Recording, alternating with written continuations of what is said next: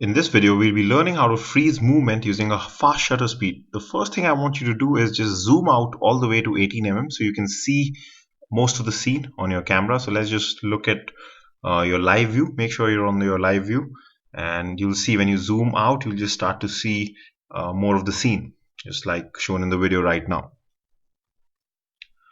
Now, once that's the case, what you do is just switch off your live view by pressing your live view button so that we can see the settings in front of us. So you can also change the settings right from live view, but just for the sake of this video, we'll just switch off live view and change our settings for this fast shutter speed shot so that you can see what's happening. So first thing we'll do is we'll make sure that our shutter speed is sufficiently high, because in this shot we want to freeze movement.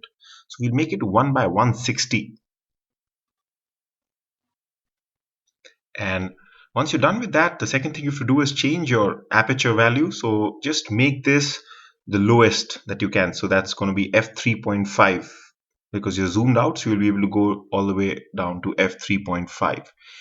And once you're done with your aperture, the third thing is ISO. Now this will depend on whether, let's say, you're shooting during daytime or during nighttime, because if you're shooting during daytime, you're going to have a lot of light, so just let your ISO be around 1600, and if you're shooting at nighttime, let it be somewhere around 6400. So you don't have to understand what ISO really has, what the connection between ISO and light is, because right now we haven't reached the ISO chapter, so you'll be able to understand it later. But basically, once you take this shot, which will be shown in this exercise, if you're finding that shot to be slightly darker, all you have to do is just raise the ISO value.